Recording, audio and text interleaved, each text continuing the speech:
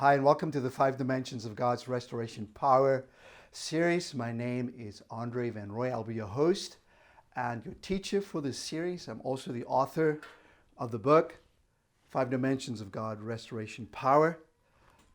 The purpose of this series for us is to discover and learn the full intent and purpose for which God sacrificed Jesus Christ.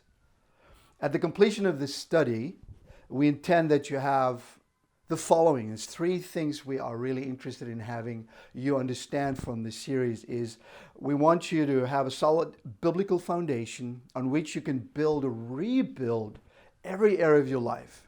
And that is the spiritual area, the emotional, the mental, physical, and financial area of your life.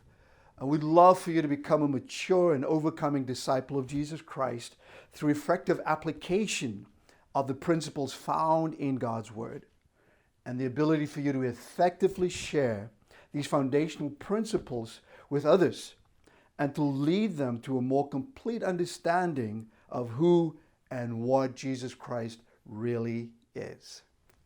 All right, the reason why I embarked on this study and I wrote this book is because, I have noticed that so many of us, after we accept Jesus Christ as our Lord and Savior, a lot of us do not fully comprehend or accept all that the sacrifice of Jesus Christ made available to us. We often tolerate and accept a limited life on the earth, waiting for heaven, where we'll be able to live out the fullness of the new life that God had promised us. But listen, heaven, however, is not the only place that God intended for us to have this fullness and abundance of life. God intended for us to have life here on earth as well. God showed His love to us in this, that He did not spare His Son, His own Son, and laid upon Jesus Christ the iniquity of us all. Now, how much more will He not give us all things, right? All things. In Romans 8:32, it says this, the Apostle Paul says this, He who did not spare His own Son, but gave Him up for us all, how will He not also, along with Him, freely give us all these things? Our foundation is, of course, the Word of God, and that is what we're going to use as we go through this study. And the book that I have written, we will use this as well. There's a couple of things in here that I'd like for you to pay attention to, my personal testimony of how God restored my life and how God has made me a brand new person. So those are the 2 things that we are going to focus on as we go through this study. So let's review the key scripture of this study. It's John 10:10. You should know this one by heart. And Jesus said this, Verily, verily, I say unto you, I am the door for the sheep. All that ever came before me, Jesus said, are thieves and robbers, but the sheep did not hear them. I am the door, Jesus said. By me, if any man enter in, he shall be saved, and he shall go in and out and find pasture. And here Jesus says in the verse 10, he says this, and I love this particular scripture because this is the basis on which we're going to build this series. It says, the thief comes, but for to steal and to kill and to destroy. Jesus says this, but I am come that they might have life and that have it more abundantly. Let me just repeat that again. Verse 10, it says, the thief comes but not to kill and to steal and to destroy, but he says, but I have come that you might have life and have that more abundantly. So this abundant life, you got to ask yourself the question, is this abundant life heaven? Is this abundant life somewhere in between, or is this abundant life here? This very instant of living on the earth, this is what Jesus came to give to us. And so that's what I believe. I believe that God came to restore our lives. And through my testimony, what I'm going to share with you, how God restored my life, you will notice and you'll find out that God really wants us to live abundantly on this planet. Amen? Isn't that incredible that God really wants us? All right, so some of the most important questions each of us must answer is this. What does abundant life mean to you as a human being, as a child or a son or daughter of God? What do you believe that the severity of the cross of Christ accomplished for us, for you and for me? Is the good life that God promised for us only meant for heaven, or is it really meant for here on the earth? 3 questions, and I'll repeat them again. Right? What does abundant life mean to you as a child of God? What does it mean? What if you think of abundance, what is it in your life that you would think abundance means? And what do you believe when Jesus died upon that cross, the severity of the cross, the pain he had to go through, the suffering he had to endure, the ridicule and the insults he had to endure? What does that mean for us that God would put Jesus Christ through such severe punishment? Why would he do that? Why would he do that? And also then, is the good life that God promised in his word, is it meant for heaven only, or is it meant for us on this earth as well? And I believe that at the end of this series, and as we go through it, you'll begin to understand that God intended for us here on this planet, in this time, on this earth, for us to live in the abundance that Jesus Christ came and purchased for us. Amen? So what we're going to do, we will explore these 5 areas, and I call them dimensions. This sounds way more cool than areas. 5 dimensions of our human life, which I believe are the most significant. There are, of course, other dimensions, and other people speak about other dimensions. I like these 5 because they're really easy to understand. First of all, we're going to look at our spiritual dimension.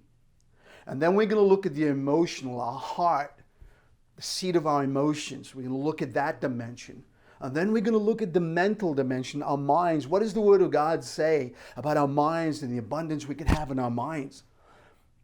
And then we're going to look at the physical, this physical body. How does this abundance that Jesus talked about and taught so passionately, how does this abundance apply to me in my physical body? And then last but not least, we're going to look at the financial aspect of this abundance that God talked about. And I believe that those areas all have to come together. I think they all have to be healed. They all have to be restored. They all have to work together for us as human beings to really live a fulfilled life. Amen? And we're going to talk about that a little more. So we're going to find out through the Word of God how God addressed each one of these areas, right? To bring about restoration, to bring about abundance for us as his children. I'm going to use examples from my own life, and there are many other people that I've met over my life as a Christian that have similar testimonies of God's restoration and healing power for their lives. But I'm going to use my life of how God restored every one of these areas, every one of this, the spiritual, how God changed the emotional, my heart is healed, how God had mentally restored my mind, how God had healed me many times, how God had restored me financially over the years. We're going to talk about these areas. And then what we're going to do after we've addressed these areas, we're going to allow you to take time. Because really, here's the most important part of it. It's not only really to study God's Word and to know it, but it's really this application of the Word of God in our lives that makes it powerful. This Word of God is practical. God did not come to give us a religion, some really good words that we can put in our hearts and minds and have some philosophy that we can hang on the wall and say, hey, that's my philosophy. No, the Word of God is an active word. It's an alive word. It's a word that wants to change circumstances. It's a word that wants to bring newness and wholeness and healing. And this is what I believe the Word of God is. And we're going to take these pieces of our lives, these broken pieces of our lives, right? And we're going to find out how God wants to come and pour into our lives in these areas where we are lacking. And we're going to see God heal us, and we're going to see God restore us. We're going to see God do miracles and wonders in our lives. That is my desire for you. It's my desire for myself, that I would get into everything, every promise that God has made to us. He said in his own word, it says yes and amen in Christ Jesus. I want the yes and I want the amen of Christ Jesus for my life. So what we will do at the end of every session, maybe even in the middle of some of the teachings as the Spirit leads, as we begin to really hear the Spirit of the Lord, we might even right there at that very moment take these pieces of our life, these broken areas of our lives, and we're going to present them to the Lord. We're going to bring them to him. Look, he said in his word, so often I'm comforted by his word. He said, look, cast your cares upon me. Jesus said this so often. Cast your cares upon me because I care about you. You know, we're going to take these burdens that we've been carrying for so long in our own strength and our own ability, and we're going to cast them upon Jesus. We're going to believe Jesus. We're going to trust Jesus. And we're going to ask Jesus to take these burdens from our lives, from our shoulders, from our hearts, from our, from our physical bodies, from the things we've been carrying for so long. And we're going to allow him to carry that for us. We're going to allow him to take that yoke off our lives, right? He said, come on, take my yoke upon you, because my yoke is easy and my burden is light. And we're going to trust God. We're going to believe God, and we're going to put him to the test. We're going to put God's word to the test. And I can tell you that he never fails. He always performs every word that he had spoken. He said that. I watch over every word that I've spoken to perform it, to see that it comes to pass. Man, how better promise than that? How can you even ask for a better promise than that? So we're going to take this to God. And you know what we're going to do? We're going to pray, and we're going to really take the time. You know, the word meditation is used so loosely today, but we're going to take the time. And God in his word had talked about meditation so often. And really all meditation is taking the word of God, taking that word and getting it inside of your heart, getting it inside of your head, getting it to start bringing life to you. You know, the word of God is life. Jesus said that it is spirit and it is life. And we're going to take it like medicine. We're going to take it into our hearts, and we're going to allow the word to start working in our hearts, working in our minds, working in our physical bodies, bringing healing and restoration to all 5 of these dimensions of our lives, all right? So what we're going to ask you is to commit time. You have to be intentional about this. You commit time, commit effort, and commit energy to partake in the abundant life that Jesus Christ had promised to us. I can assure you that, listen, that the Bible says, the Apostle Paul said it so well, and he should know. He said that he that began a good work in me, he is faithful to complete that work in me. And so we are going to allow the Holy Spirit, we're going to allow the Word of God, we're going to allow Jesus, the work that he has started in our lives, we're going to allow him to finish that work in our lives. So thank you so much. I hope that you are excited about the next part of the series, where we're going to dive right into my testimony of how I came to Jesus Christ, what knowing Jesus Christ means for me, and how I started on this journey of getting everything out of God's promises that he'd given to me. Thank you so much. God bless you, and we'll see you next time.